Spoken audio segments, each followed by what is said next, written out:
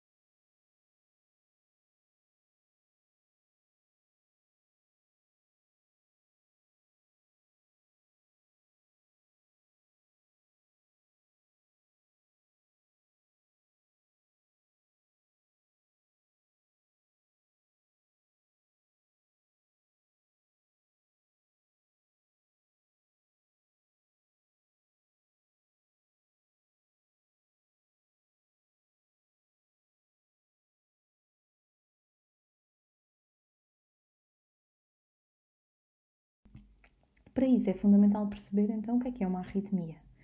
A definição de arritmia é todo o ritmo que não é sinusal e, portanto, um primeiro passo é saber identificar corretamente um ritmo sinusal.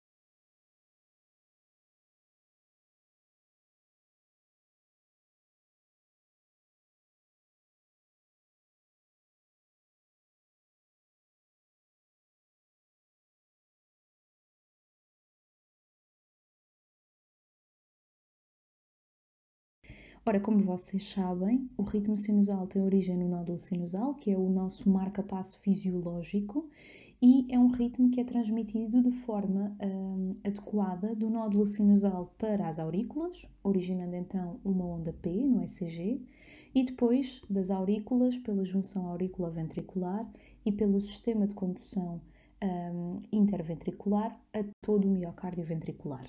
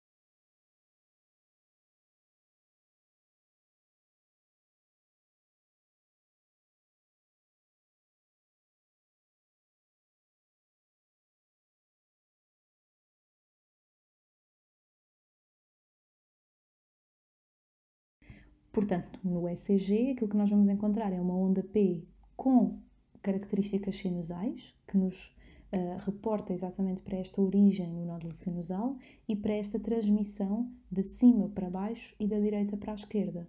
Portanto, nós vamos encontrar uma onda P que é positiva nas derivações inferiores, que é positiva também em D1 e que, olhando para AVR, é negativa e em V1 pode ser bifásica.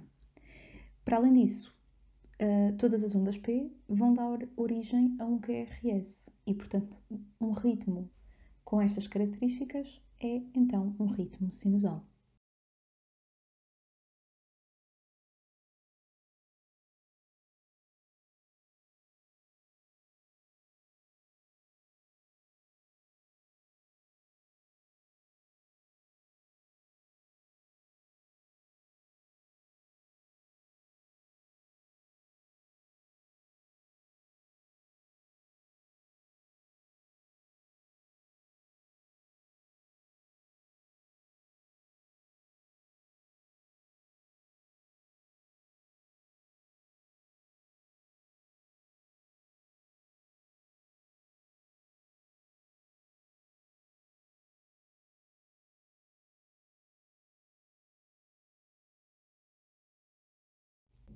Normalmente, o ritmo sinusal tem uma frequência cardíaca entre os 60 e os 80 batimentos por minuto em repouso, mas com alguma variabilidade, não só com o ciclo respiratório, mas também com outros estímulos simpáticos e parasimpáticos que fazem com que a frequência cardíaca tenha ligeiras variações ao longo do tempo.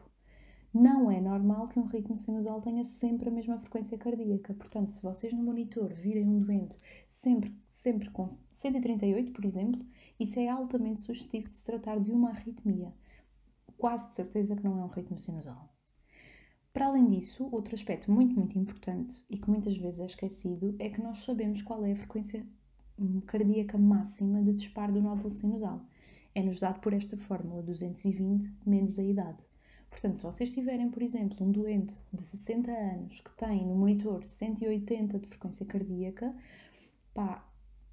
a partir disso não é um ritmo sinusal. Quase certeza que não é um ritmo sinusal, porque o nódulo sinusal não dispara a essa frequência.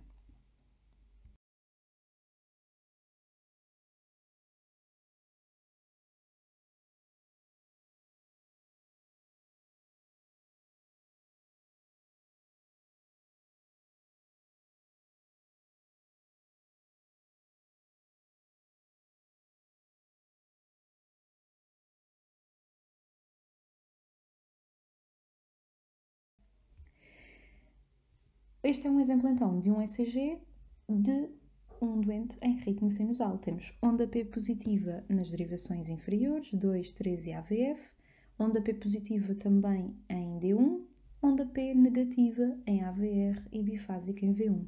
Para além disso, podemos ver que existe associação entre a atividade elétrica das aurículas e dos ventrículos, porque cada onda P é seguida de um QRS. Portanto, arritmia é qualquer ritmo não sinusal, não é sinónimo de taquidisritmia nem de bradidisritmia, nós podemos ter arritmias com frequência cardíaca normal. Outra coisa importante é que uma arritmia não é sinónimo de patologia e nunca podemos retirar aquele ECG, aquele ritmo, do contexto clínico. Por exemplo, extrasístoles supraventriculares ou ventriculares podem não ser sinónimo de patologia, arritmia sinusal pode não ser sinónimo de patologia, em indivíduos jovens, saudáveis, durante o período noturno, bloqueios auriculoventriculares, mesmo de alto grau, podem não ser sinónimo de patologia. Portanto, nunca podemos retirar o ECG do contexto clínico.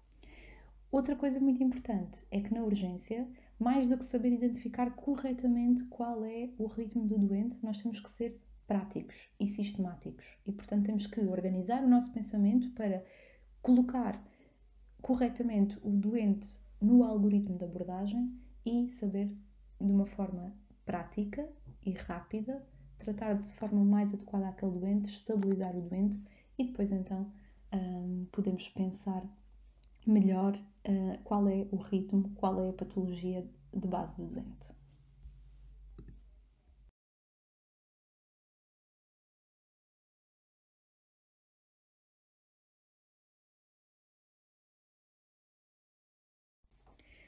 Vamos começar então pelas taquidisritmias.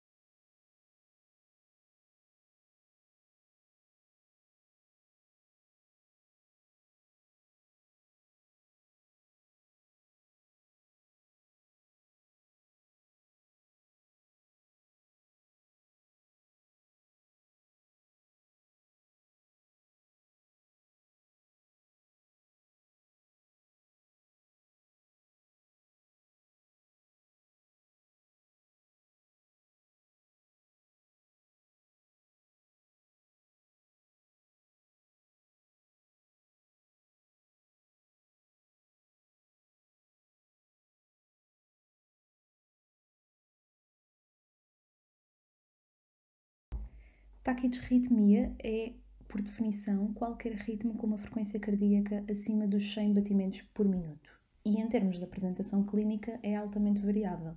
Temos doentes que toleram muito bem frequências cardíacas muito elevadas e que se apresentam de forma assintomática. Outros podem ter apenas sintomas ligeiros, como palpitações ou dispneia, ou então podemos ter quadros de maior gravidade, com hipotensão, com choque ou com evolução para paragem cardiorrespiratória.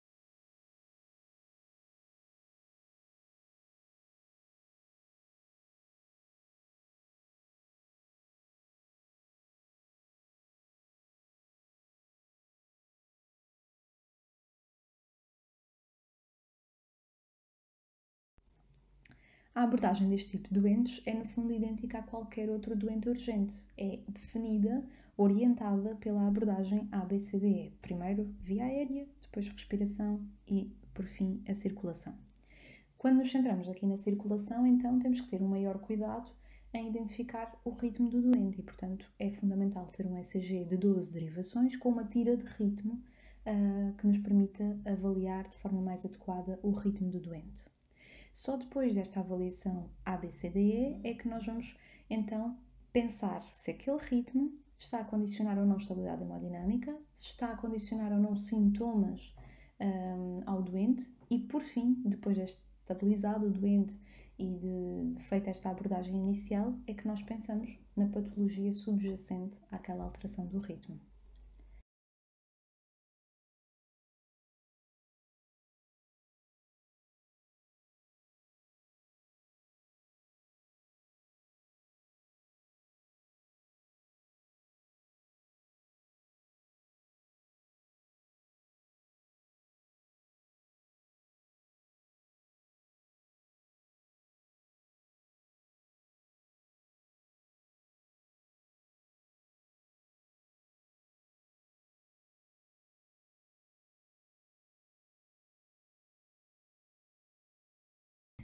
De facto, o primeiro grande diferencial na nossa abordagem vai ser a estabilidade hemodinâmica. É fundamental perceber se aquela alteração de ritmo condiciona ou não a instabilidade hemodinâmica.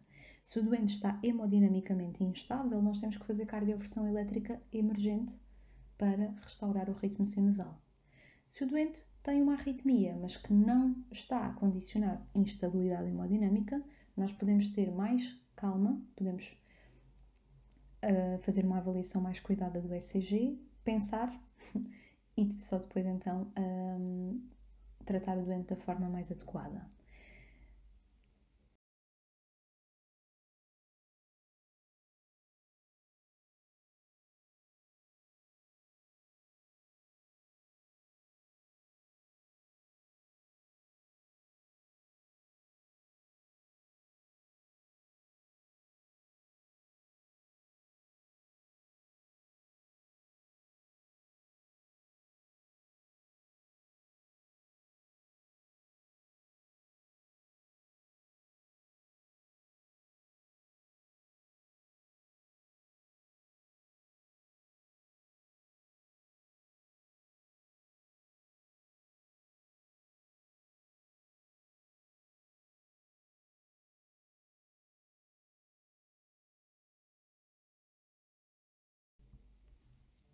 Existem variadíssimas classificações para as taquidisritmias, mas no fundo não nos interessa aqui muito saber mecanismos nem outro tipo de classificações. Nós queremos é abordar o doente de uma forma sistematizada e para isso há 4 perguntas que nós temos que responder quando vemos um ECG. Saber se o doente tem QRS estreito ou QRS largo, portanto taquicardia de complexo estreito ou de complexo largo, regular ou irregular, como é que é a atividade auricular, se temos ondas P, se são P sinusais, e depois qual é que é a relação entre a onda P e o QRS. E são estas as 4 perguntas que nós temos que dar resposta sempre que vemos um doente com arritmia.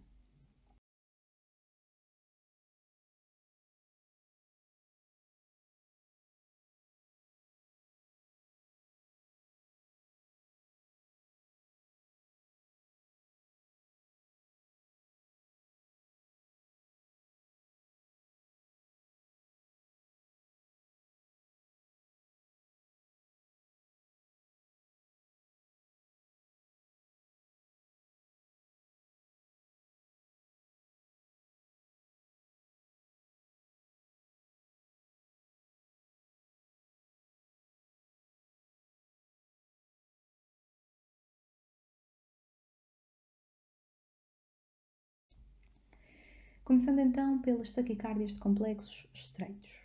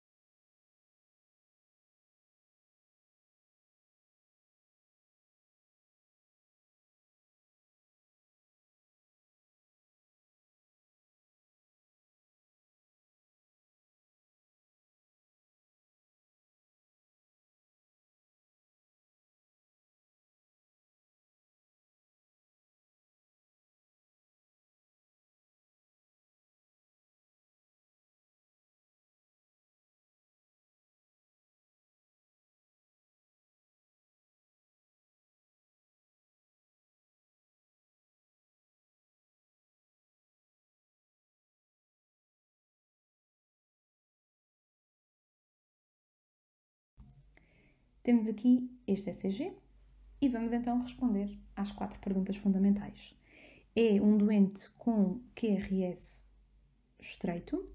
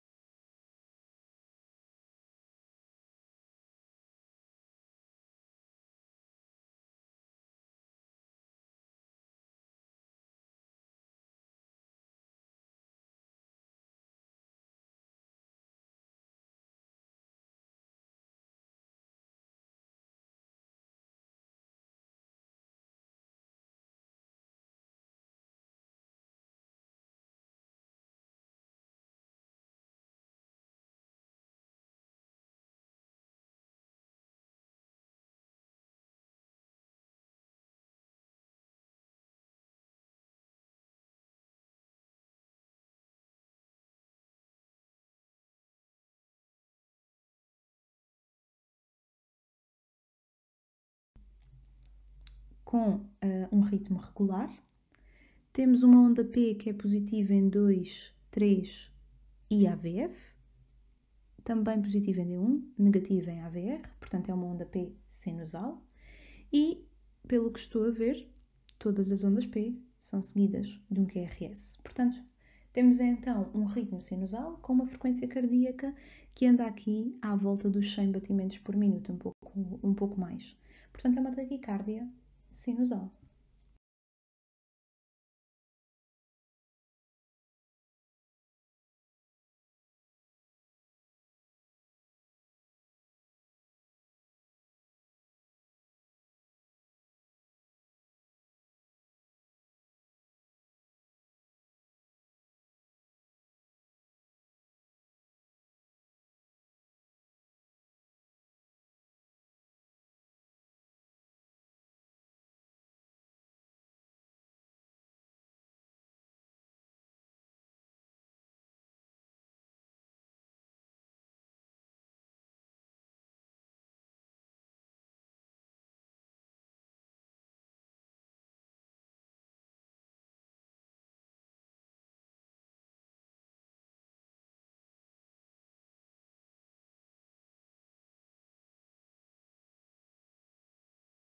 A taquicardia sinusal parece até aqui um bocadinho tonto estar a falar da taquicardia sinusal numa apresentação de arritmias, mas é de facto a taquidisritmia mais frequente no serviço de urgência e que é muito importante saber identificar.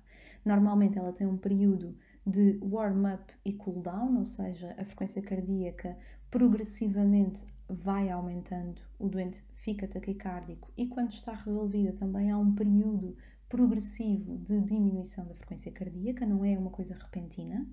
Mais uma vez, é fundamental saber qual é a frequência cardíaca máxima de uma taquicardia sinusal para aquele doente e saber se de facto é compatível com aquilo que estamos a identificar como taquicardia sinusal.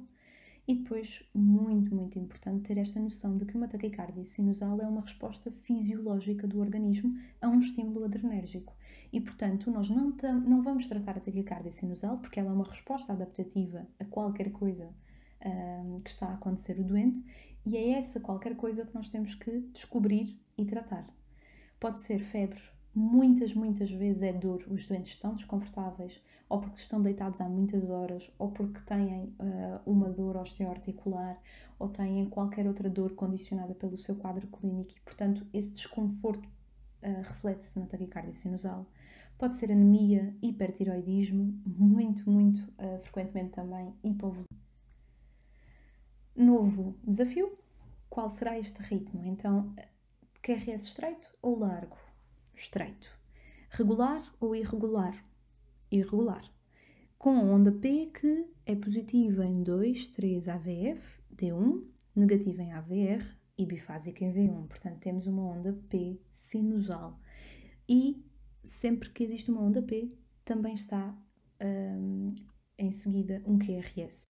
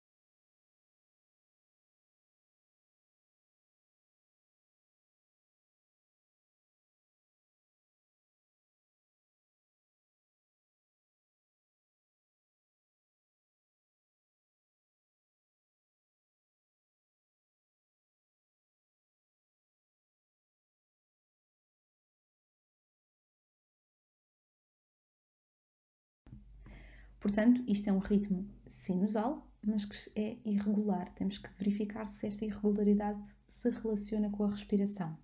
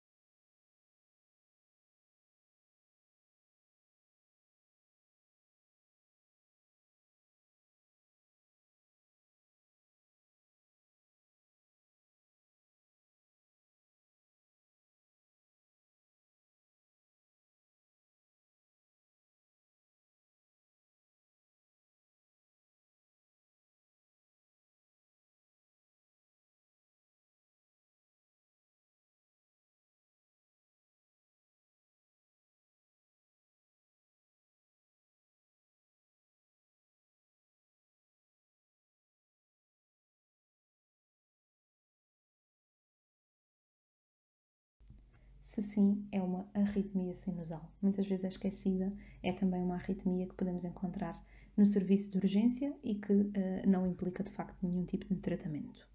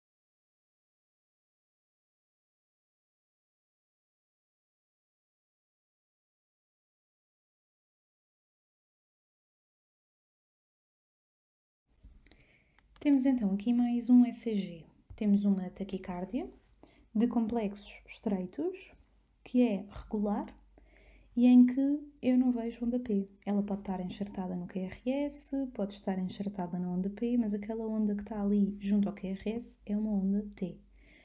Portanto, não há onda P visível.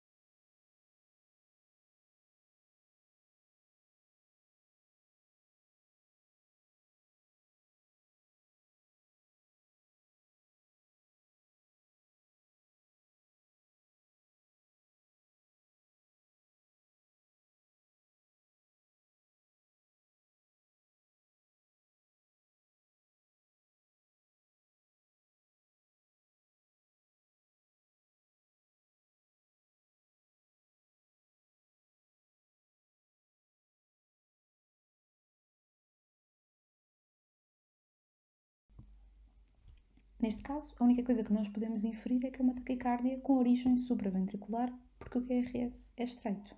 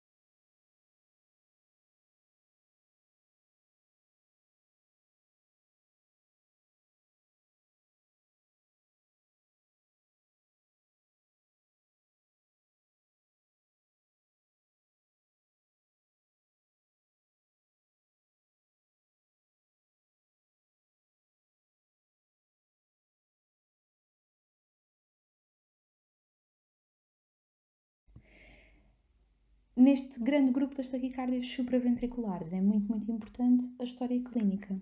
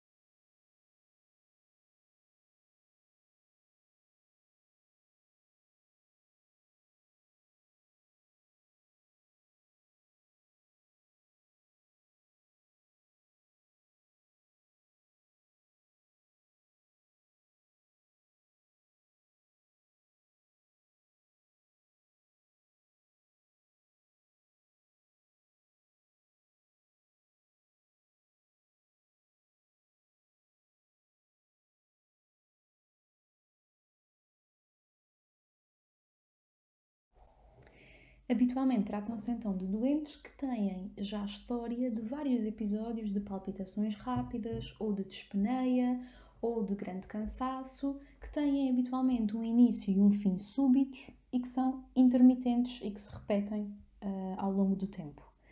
Muitas vezes acontece até que os doentes já foram várias vezes à urgência por causa destas queixas e quando chegam de facto à avaliação médica, fazem um ECG e o ECG tem um ritmo sinusal e o doente volta para casa sem um diagnóstico e isto repete-se inúmeras vezes.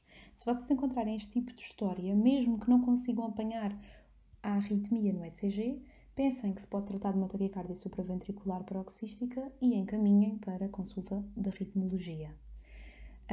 Se por acaso encontrarem um ECG com estas características, uma taquicardia regular de complexos estreitos, que tem início e fim súbito, que tem frequências cardíacas habitualmente muito elevadas, entre os 150 e os 250 batimentos por minuto, e em que a onda P não é visível, ou sendo está enxertada no QRS, na onda T, ou é bem visível mas retrógrada, portanto, claramente uma P não sinusal, lembrem-se deste diagnóstico. Existem várias taquicardias supraventriculares paroxísticas, as mais frequentes são estas três, a taquicardia de reentrada. Chamar só aqui a atenção para as taquicardias de reentrada auriculoventriculares, que no fundo são o reflexo da existência de uma via acessória. E quando há uma via acessória, ela pode manifestar-se de formas diferentes e no ECG dar origem a padrões diferentes.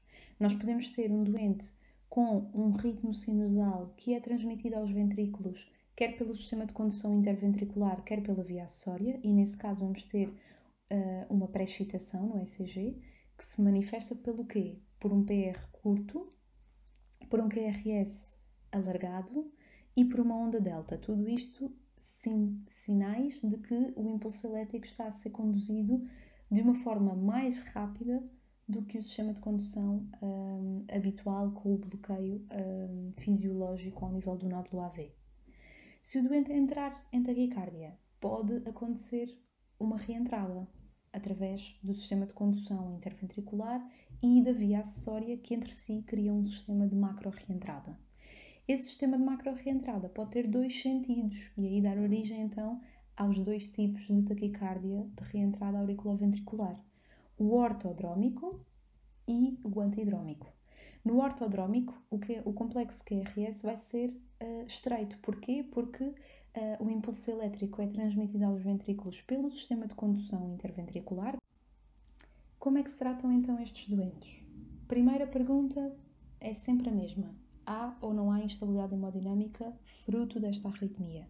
Se existe, cardioversão elétrica emergente. Se não existe, então vamos ter calma e fazer tratamento médico.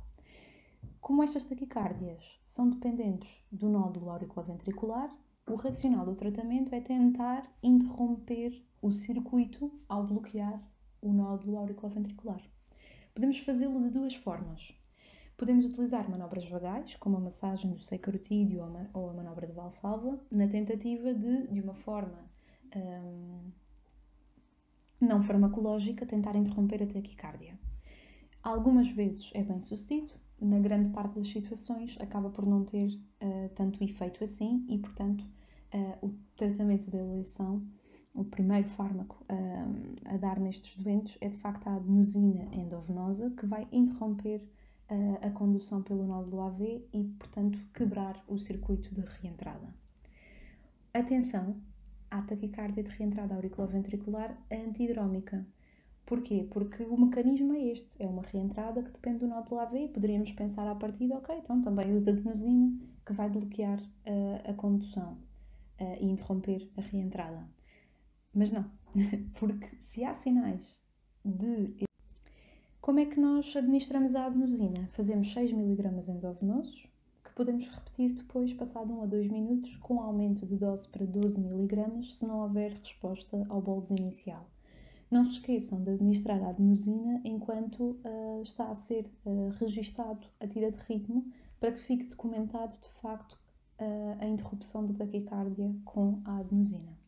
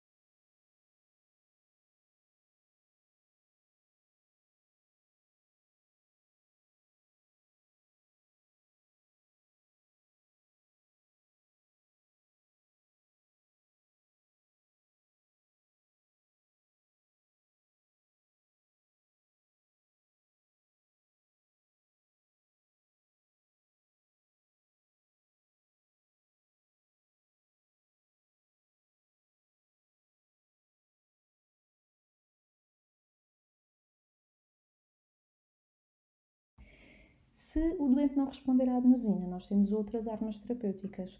Podemos utilizar um beta-bloqueante ou um bloqueador dos canais de cálcio endovenosos, também com o objetivo de interromper o circuito de reentrada ao bloquear o nódulo AV. Atenção, sempre que não conhecerem a fração de ejeção dos doentes, porque ela pode estar reduzida e estes fármacos são inotrópicos negativos e, portanto, podem ter efeitos secundários prejudiciais aos doentes com função deprimida. E, por último, temos sempre a cardioversão elétrica quando nada resulta.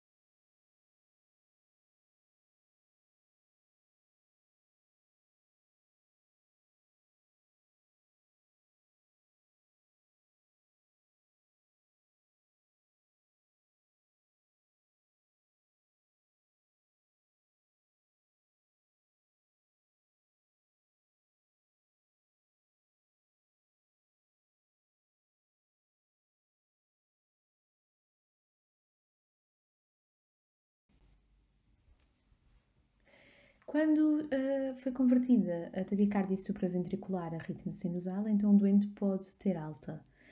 O que é importante no plano para a alta? Encaminhar a consulta da ritmologia. É importante para que o doente tenha um seguimento, seja investigada corretamente a história clínica e depois também ponderada a possibilidade de ablação da taquicardia supraventricular paroxística. E habitualmente nós medicamos com beta-bloqueante para o caso do doente ter um novo episódio de taquicardia, haver no fundo um maior controle do ponto de vista sintomático.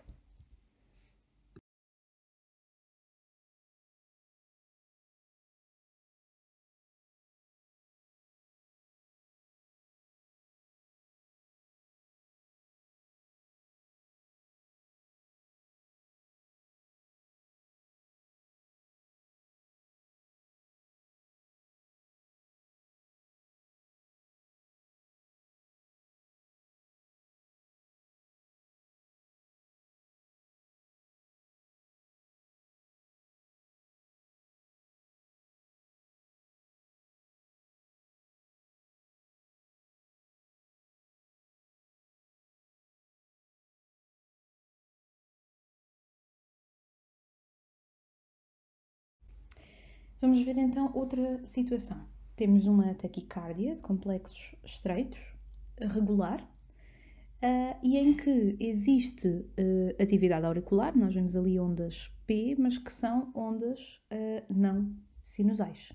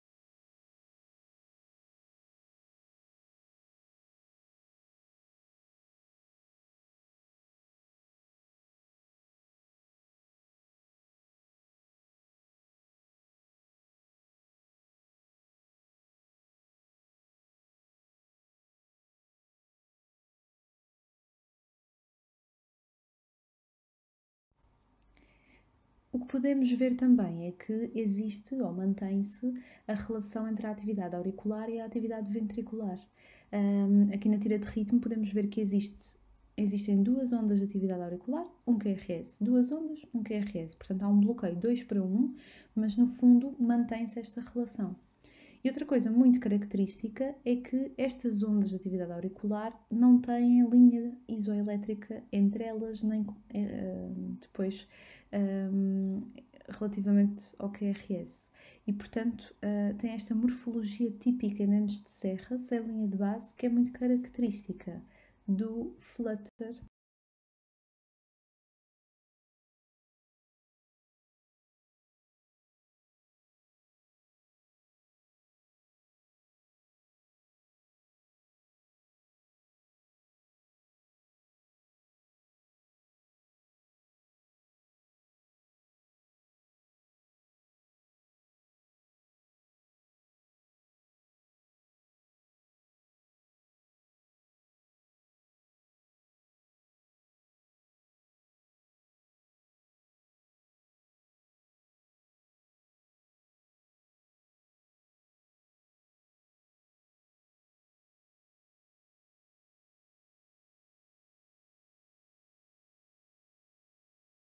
Auricular.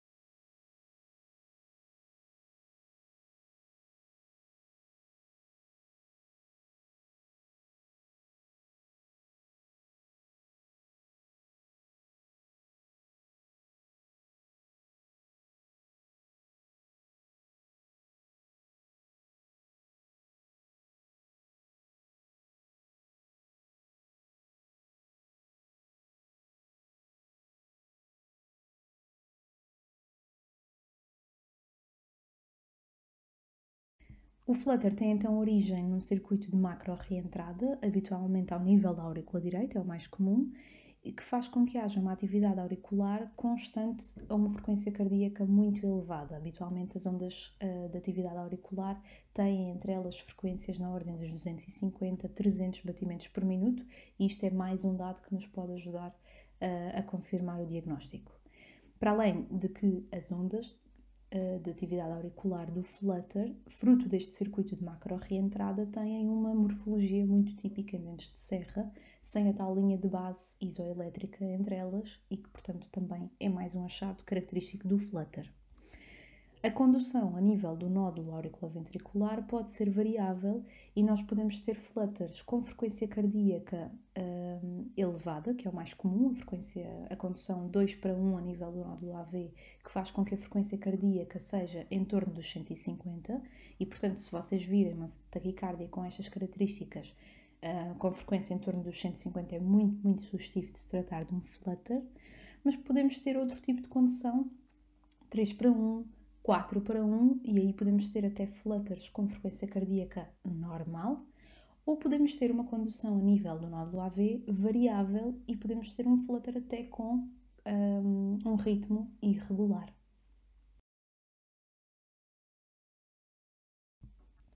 Como é que nós tratamos o flutter? Mais uma vez, é uma taquicardia de complexos estreitos. Ponto fundamental: há ou não há instabilidade hemodinâmica. Se houver cardioversão elétrica emergente, estamos sempre a repetir, se não existir instabilidade fruto desta arritmia, então podemos tratar de forma farmacológica. Para termos a certeza que se trata de um flutter, nós podemos atrasar a condução a nível do nódulo AV com a adenosina, de forma a tornar mais evidentes as ondas de flutter. Esta é uma estratégia. Isto ajuda-nos a ver melhor as ondas em dentes de serra e a confirmar que se trata de um flutter. Podemos depois prosseguir a terapêutica farmacológica de uma forma muito semelhante à fibrilhação auricular. Podemos fazer controle de frequência ou adotar uma estratégia de controlo de ritmo, tentando fazer cardioversão ao doente. Normalmente, a estratégia de controle de frequência é mais difícil no flutter do que na FA, porque os flutters demoram ou são mais difíceis de controlar em termos de frequência do que a fibrilhação auricular.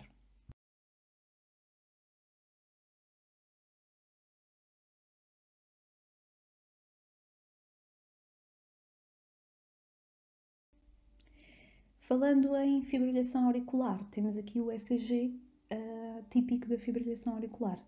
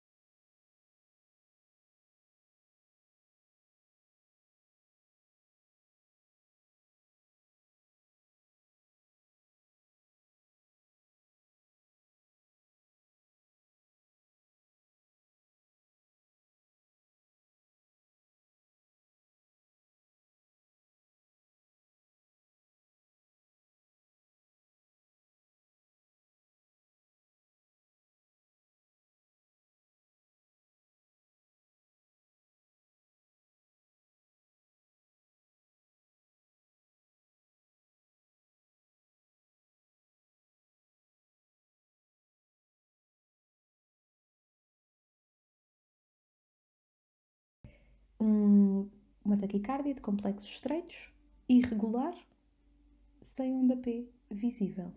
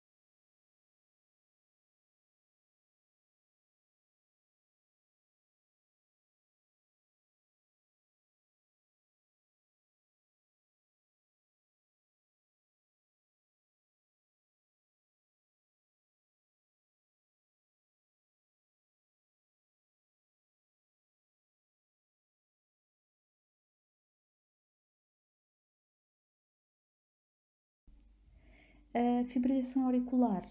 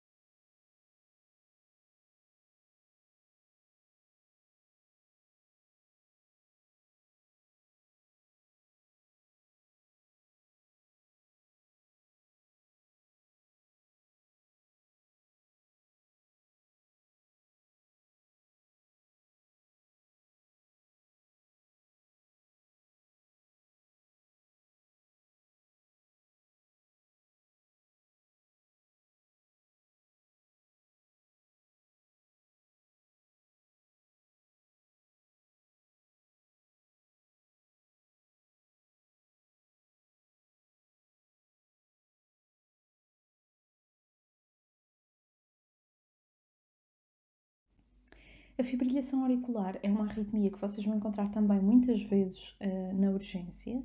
Ela tem origem na aurícula esquerda ao nível das veias pulmonares e, no fundo, constitui uma ativação elétrica completamente desorganizada em múltiplos focos a nível da aurícula. Também é uma frequência auricular muito elevada, em torno dos 300 batimentos por minuto, e que se traduz no ECG por uma ausência de onda P sinusal ou muitas vezes por este tremor da linha de base, as ondas de flutter, que são de muitas formas diferentes, fruto dessa ativação de múltiplos focos e que por vezes são visíveis em V1 ou nas derivações inferiores. Em termos de contração, a contração não é eficaz, como vocês sabem, e no fundo estas múltiplas ondas de fibrilhação são transmitidas aos ventrículos de forma completamente irregular, de acordo com o bloqueio que é feito a nível do nódulo AV, e portanto temos o protótipo do ritmo irregularmente irregular.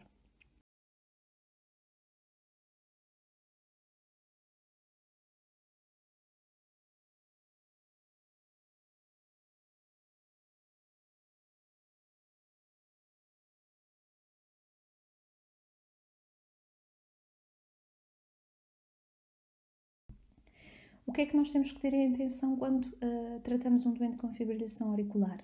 Muito importante controlar os sintomas do doente.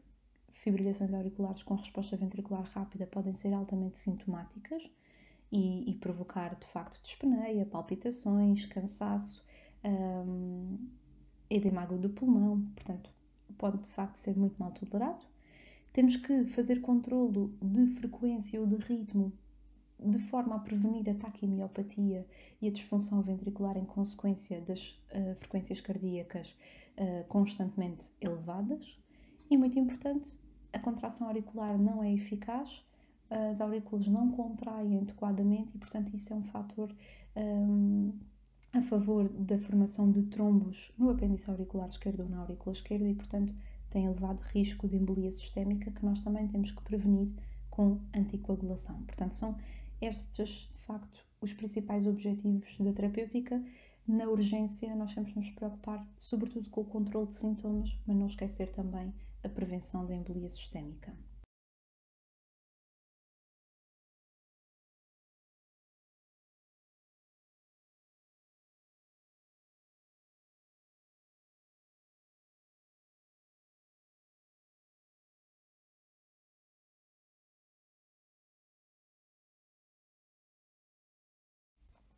Como é que nós fazemos o controle sintomático destes doentes? Se eles estão hemodinamicamente instáveis, já sabemos, avançamos para a cardioversão elétrica sincronizada emergente. Se o doente está estável, podemos adotar uma estratégia ou de controle de frequência ou de controle de ritmo. Aquilo que está preconizado como primeira linha é o controle de frequência. Depois de vários estudos terem demonstrado que uma estratégia de controle de ritmo há de início nos doentes que vão ao serviço de urgência com FA sintomática não tem benefício, porque as FAs, na grande maioria, vão converter espontaneamente a ritmo sinusal nas primeiras 48 horas após a ida à urgência. Portanto, primeira linha acaba por ser controle de frequência e vamos pensar depois, a posteriori, no controle de ritmo em doentes com FAs de curta duração, sintomáticas apesar do controle de frequência ou que têm controle de frequência de difícil manutenção e em que é necessário, de facto, terminar a FA e converter a ritmo sinusal.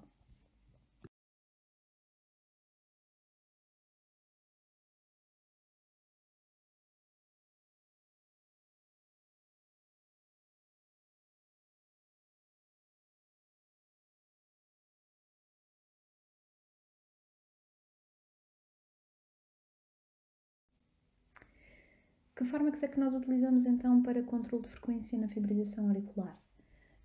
Há várias opções. Normalmente o mais utilizado são os beta-bloqueantes endovenosos, que são um excelente fármaco, primeira linha em quase todos os doentes, com exceção dos doentes que têm clínica de insuficiência cardíaca.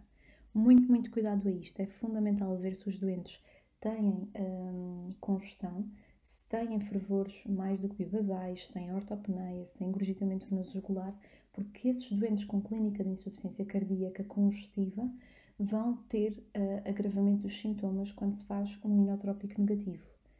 E já vimos várias vezes doentes que entram em choque cardiogénico depois de terem feito múltiplas administrações de beta-bloqueante, quer oral, quer endovenoso, para controle de frequência na FI. Portanto, é mesmo preciso ter cuidado com este aspecto. Se o doente não tem clínica de insuficiência cardíaca, estamos à vontade. O metoprolol é um ótimo fármaco. Outro beta-bloqueante que se pode utilizar se estiver disponível é o esmolol, mas é um fármaco menos acessível e, portanto, habitualmente nós utilizamos o metoprolol. Fazemos 2,5 ou mesmo os 5 mg endovenosos e podemos repetir em intervalos de 5 minutos até 3 vezes. Aquilo que nós queremos na fase aguda é que a frequência cardíaca fique ali entre os 100 e 110 batimentos por minuto, desde que o doente não tenha sintomas com essa. Podemos utilizar como alternativa a digoxina ou a amiodarona. A digoxina é um excelente fármaco, é inotrópico positivo e, portanto, é uma boa opção nestes doentes que têm insuficiência cardíaca. Podemos fazer 0,25 ou 0,5 mg endovenosos e repetir após 6 horas. Muitas vezes as pessoas não usam digoxina com medo de acumulação do fármaco nos doentes que têm disfunção renal. Mas isso acaba por ser um medo um bocadinho infundado, porque esta dose que nós fazemos, no fundo, poderia até ser chamada de impregnação. No fundo, o que nós estamos aqui a tentar fazer é atingir os níveis terapêuticos de digoxina. Não tem risco de acumulação nos doentes com disfunção renal. O que temos que ter atenção depois é na dose de manutenção que se faz diariamente e que deve ser sempre feita de acordo com os níveis séricos de digoxina. Esta dose endovenosa no controle agudo da frequência acaba por não ter esse risco e, portanto, é claro que temos que ter atenção, mas acaba por não ser uma contraindicação absoluta para fazer digoxina. A amiodarona é muitas vezes utilizada. Aquilo que se faz é uma dose de impregnação de 300 mg em 100 cc de soro fisiológico em 1 hora e depois perfusão contínua de 600 mg de amiodarona em 50. Quando é que nós pensamos então em cardioversão elétrica ou farmacológica no serviço de urgência? Se após terapêutica de controle de frequência não conseguimos controlar a frequência e o doente mantém a FA com resposta ventricular rápida, ou se o doente, apesar do controle de frequência, mantém-se muito sintomático. Nessas circunstâncias, podemos então avançar para a cardioversão, mas antes disso temos que ter uma série de coisas em mente. Primeiro do que tudo, se o doente está ou não anticoagulado já, previamente. Se sim, tudo certo, temos que garantir que ele faz a medicação, que cumpre rigorosamente, que não saltou nenhuma toma recentemente. Se não, temos que ter atenção a mais dados. Desde logo, o tempo de duração da fibrilação auricular. Se o doente já estava internado por algum motivo e nós sabemos que ele não tinha FA e depois no monitor passa a ter e nós conseguimos precisamente identificar o momento em que isso aconteceu e sabemos que há menos de 48 horas, então não há risco à partida de tromboembolismo sistémico e podemos avançar para a cardioversão. Se não conseguimos precisar há quanto tempo o doente está em FA, ou se supomos que há mais de 48 horas, é necessário garantir uma boa anticoagulação. Ou então, garantir que o doente não tem. Para fazer cardioversão, podemos adotar a estratégia da cardioversão elétrica ou então cardioversão farmacológica. O fármaco que mais utilizamos é a amiodarona. Fazemos uma dose de impregnação de 150 mg em 100 cc durante 10 minutos e depois a perfusão dos 600 em 50, mas a uma dose mais elevada, normalmente 5, 6 cc hora, durante 6 horas e depois reduzimos a metade e mantemos mais 18 horas.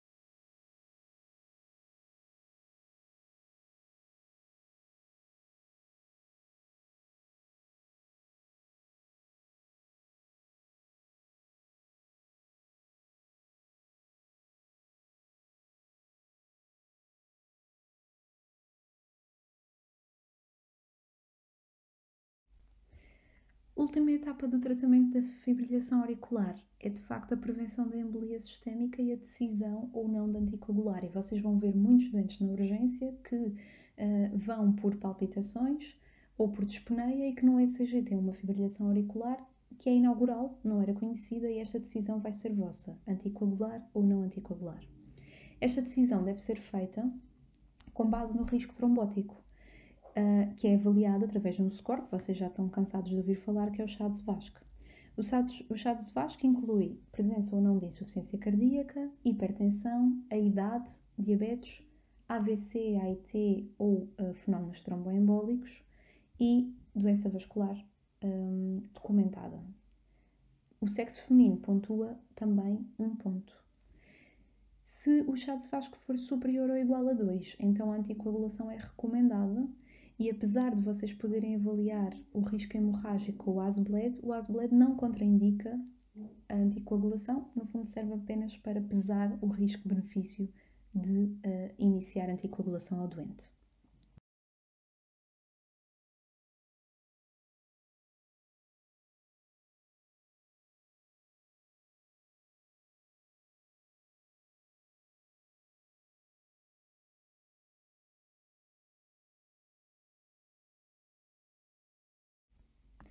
Depois de decidirmos se o doente tem ou não tem indicação para anticoagulação, com base no CHA-2-VASc, temos que também decidir que fármaco utilizar para anticoagular o doente. Se utilizamos um antagonista da vitamina K, como a varfarina ou a cenocomarol, ou se utilizamos um dos novos anticoagulantes orais. No fundo, esta decisão prende-se com aquilo que antigamente se chamava a presença de uma FA valvular ou não valvular. Estes dois termos já caíram em desuso, não se utiliza já esta designação, mas no fundo o raciocínio é idêntico. Nós só precisamos de saber se o doente tem uma de duas coisas que são contraindicações para os NOAC. Se tem prótese valvular mecânica ou se tem uma estenose mitral de origem reumática e moderada a grave. Nestes dois casos, temos obrigatoriamente que utilizar antagonistas da vitamina K. Em todos os outros, os NOAC são, de facto, o fármaco de eleição.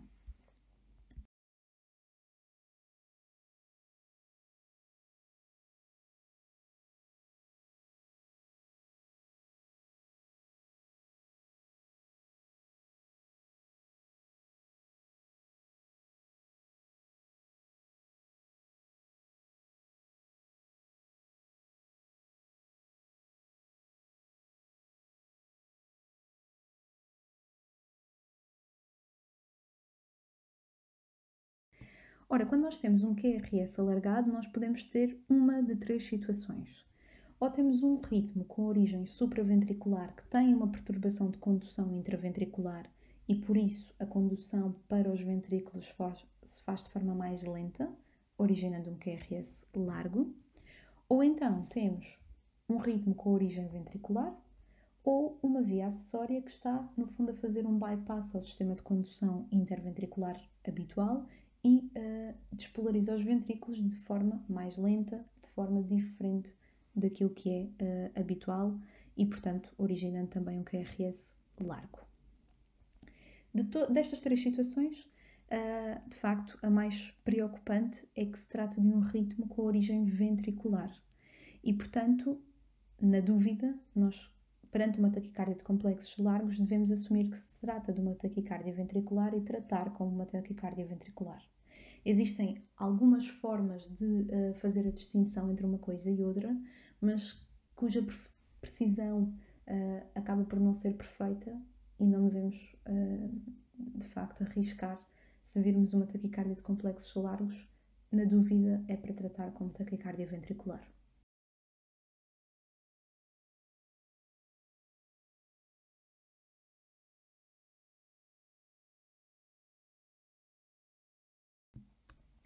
O raciocínio continua a ser idêntico. Responder às 4 perguntas fundamentais. Aqui, neste ECG, temos uma taquicardia de complexos largos.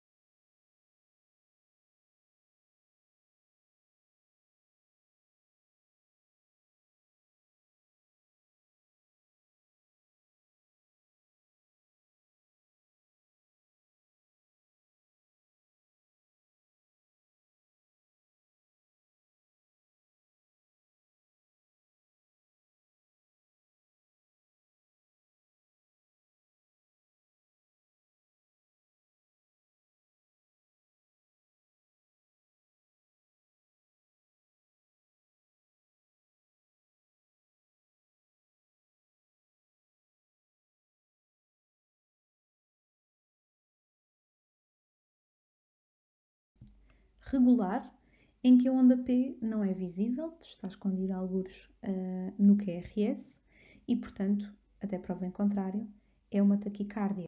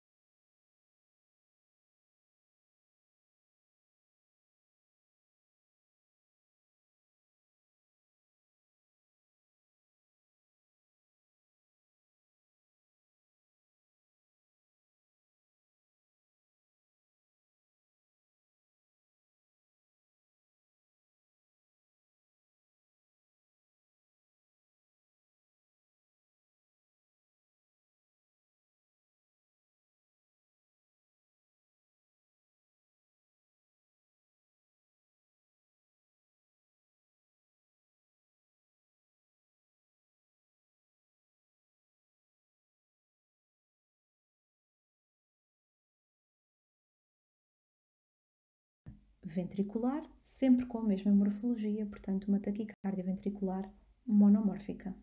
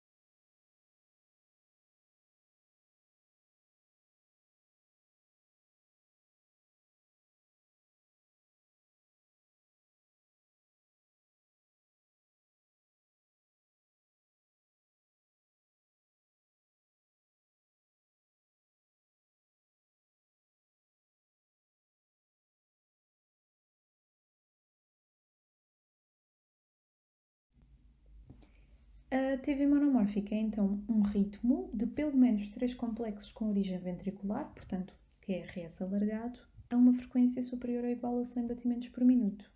Podemos dizer que é mantido ou não mantido de acordo com o tempo de duração da taquicardia.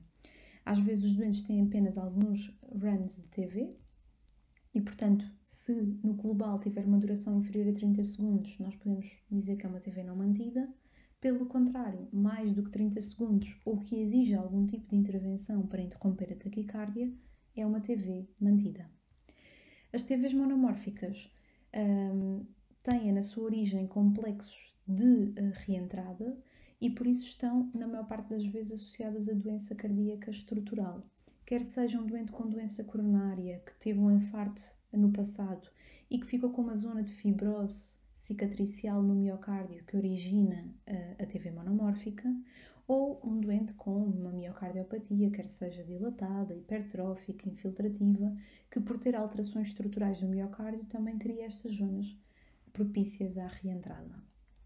Por outro lado, há doentes que não têm doença cardíaca estrutural e que têm TVs idiopáticas, sendo a mais frequente a TV idiopática do trato de saída do ventrículo direito.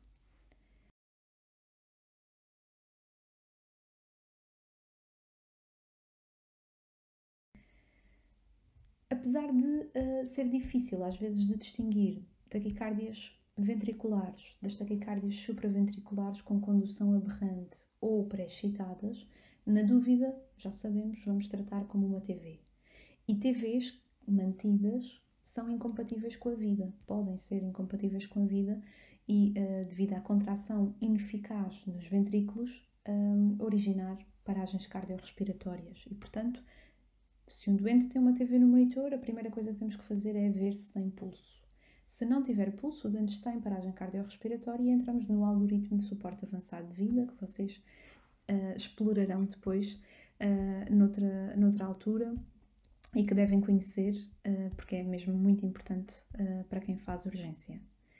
Se o doente tem pulso, então, no fundo, a abordagem é semelhante ao que temos visto até aqui. Temos que ver se a taquicardia ventricular está a condicionar a instabilidade hemodinâmica. Se sim, temos que avançar para a cardioversão elétrica emergente. Se não, então podemos fazer uma cardioversão farmacológica que demora mais tempo a atuar, mas que é necessária para restaurar o ritmo sinusal. O fármaco de eleição numa taquicardia ventricular é a amiodarona, que fazemos exatamente como falámos há pouco para a cardioversão farmacológica da fibrilação auricular. Aqui temos mais um exemplo de uma taquicardia de complexos largos, que é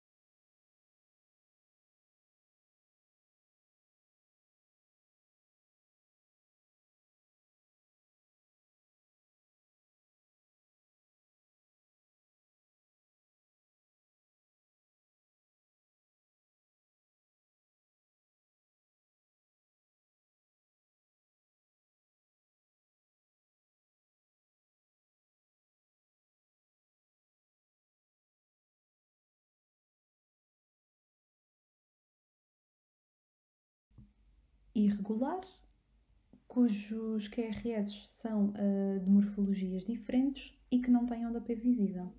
Estamos a falar então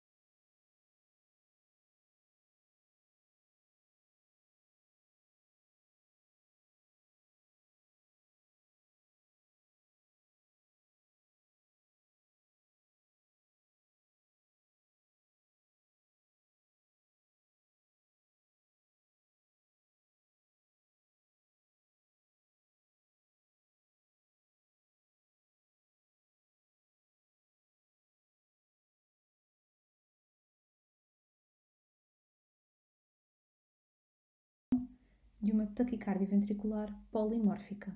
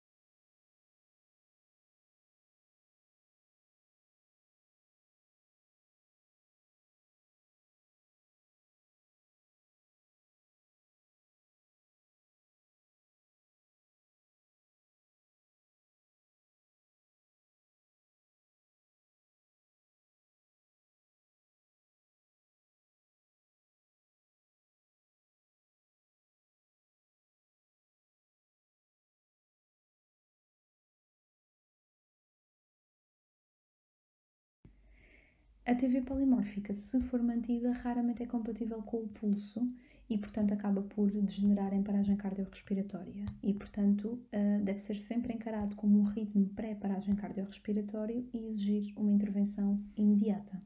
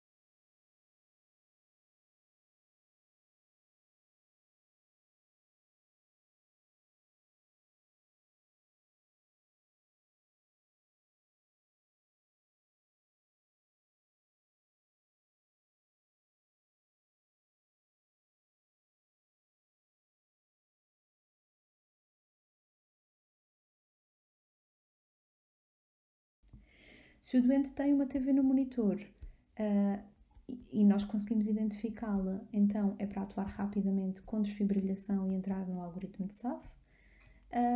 Se não, é muito importante avaliar o ECG basal para conseguir perceber qual é o mecanismo que está a condicionar o aparecimento dos runs de TV polimórfica e por isso deve ser discutido com a cardiologia para que se decida qual será o tratamento mais adequado para aquele doente. Chama a atenção para o facto de as TVs polimórficas associadas ao prolongamento do QT, apesar de serem TVs, não devem ser tratadas com amiodarona, porque a amiodarona é um fármaco que prolonga o QT e, portanto, vai, no fundo, agravar o mecanismo de base que leva à TV polimórfica. Muito importante nestes doentes é a suplementação com sulfato de magnésio. Podemos fazer 2 gramas endovenosos a correr em 15 minutos, que são de facto uma terapêutica importante.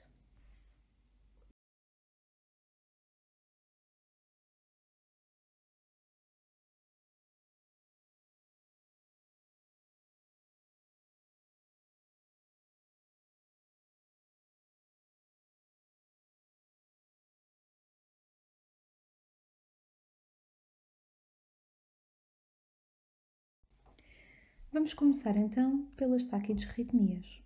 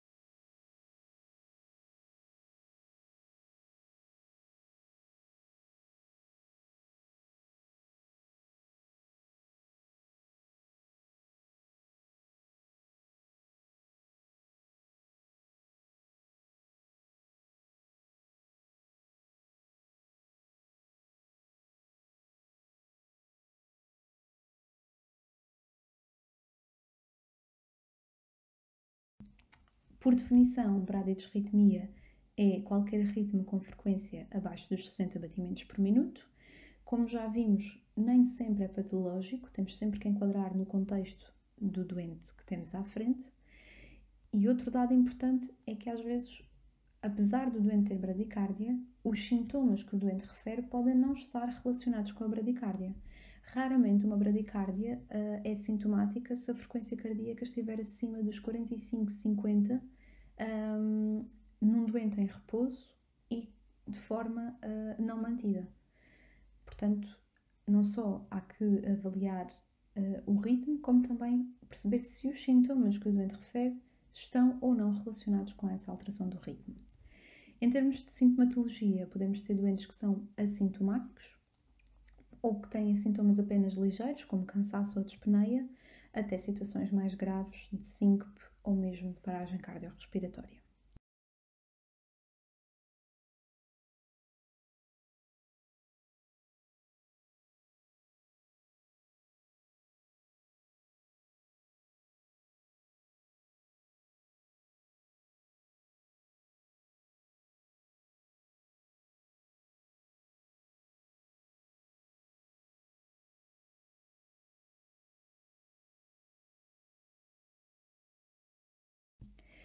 Mais uma vez, como é que nós vamos abordar estes doentes? Ponto fundamental, abordagem ABCDE. Via aérea, respiração, circulação. Aqui na circulação importa ter um ECG das derivações e uma tira de ritmo para conseguirmos avaliar corretamente o ritmo em questão. E depois, como falámos para as taquicardias, perceber se há ou não há instabilidade hemodinâmica decorrente da bradicardia e se os sintomas que o doente refere estão ou não associados à bradicardia.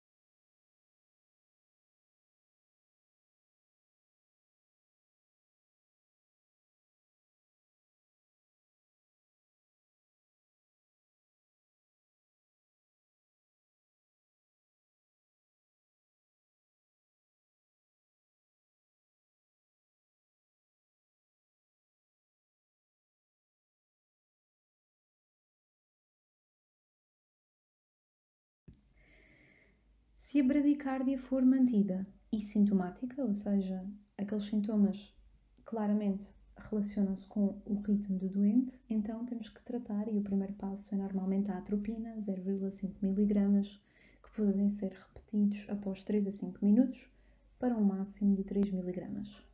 Sabemos que a atropina acaba por ter menor probabilidade de resposta quando o ritmo tem origem abaixo do fecho diz, portanto, bloqueios auriculoventriculares com complexos largos têm menor probabilidade de resposta à atropina e muitas vezes é necessário avançar para a perfusão de isoprenalina, 2 mg em 50 cc. Habitualmente começamos a 2, 3 cc hora e vamos incrementando a dose, o ritmo de perfusão, até o doente deixar de ter sintomas, que normalmente acontece ali por volta das 50, 45, 50 batimentos por minuto de frequência cardíaca. Se nada disto resultar, o próximo passo é o pacing transcutâneo ou a colocação de um pacemaker provisório e, portanto, nesta fase, aquilo que vocês terão que fazer é ligar para a cardio para avançar neste sentido.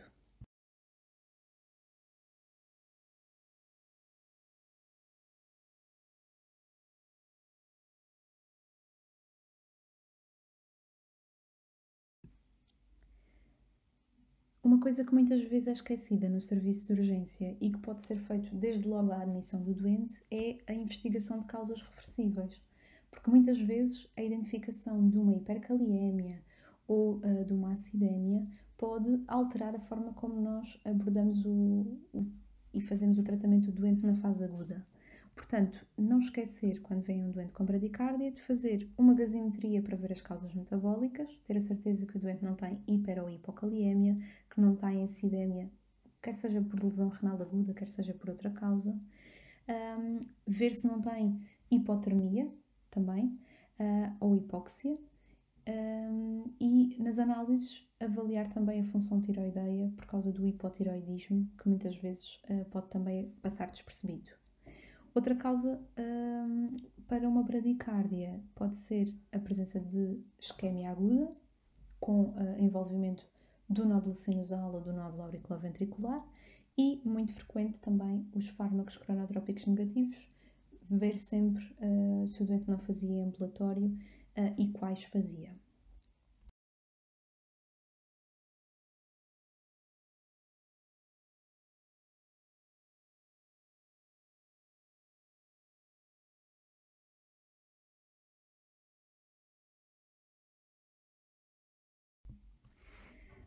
Aqui só alguns exemplos de bradicárdias que, no fundo, têm avaliação exatamente igual a todas as outras arritmias.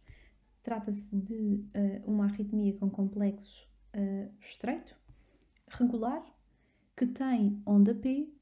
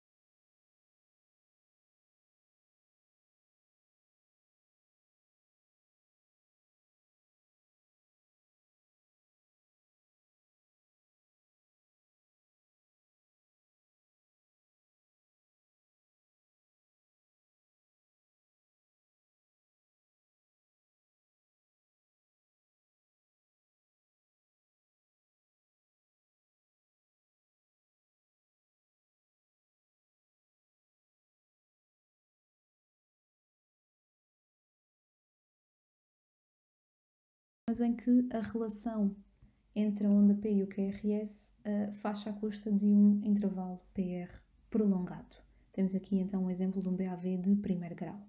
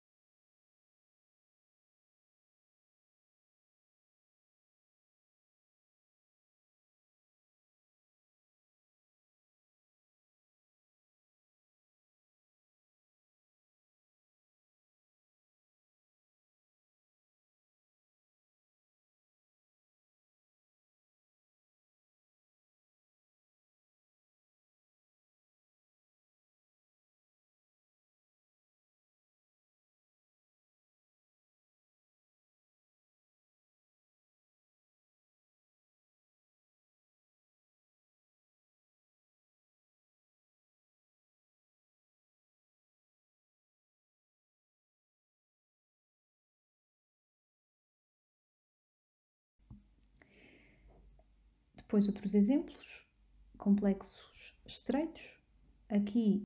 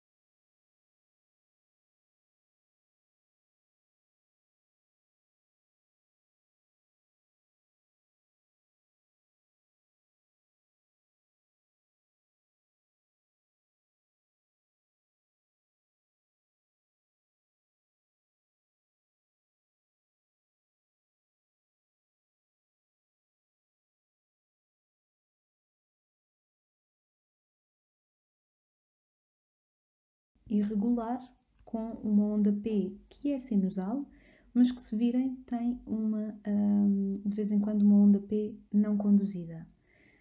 Quando olhamos para o intervalo PQ, vemos que ele vai prolongando ao longo do tempo e, portanto, trata-se de um BAV de segundo grau Mobitz tipo 1.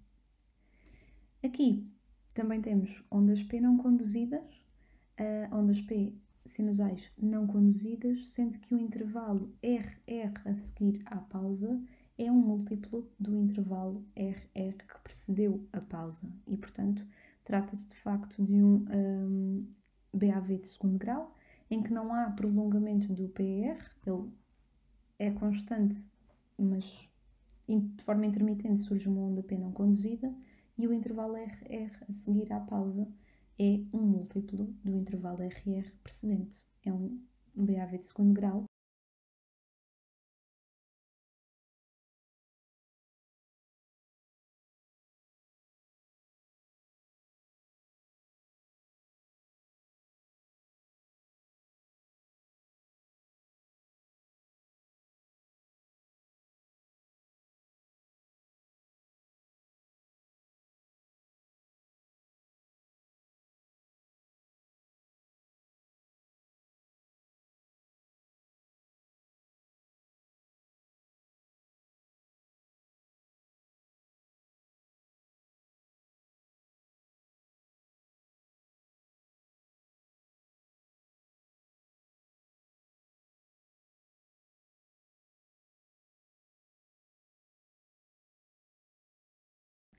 Mobitz tipo 2.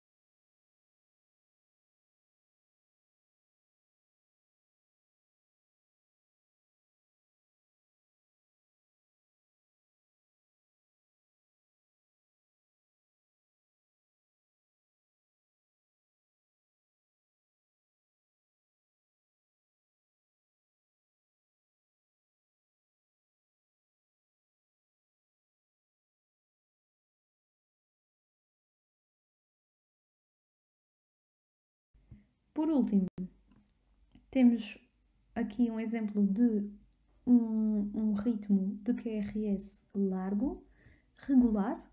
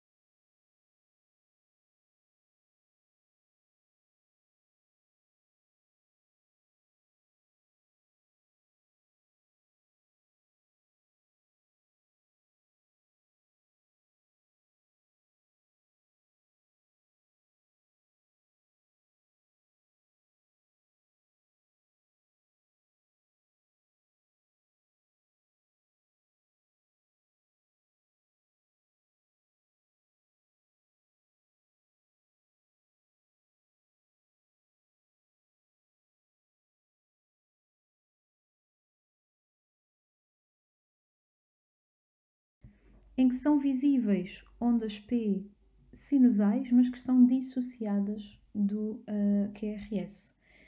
Para além disso, vemos outra coisa muito importante, que são elevação do segmento ST nas derivações inferiores, 2, 3 e AVF, com imagens em espelho de infradesnivelamento do segmento ST nas derivações pré-cordiais 1 e AVL. Portanto, aqui trata-se de um BAV terceiro grau num doente com um infarto agudo do miocárdio com supra-DST.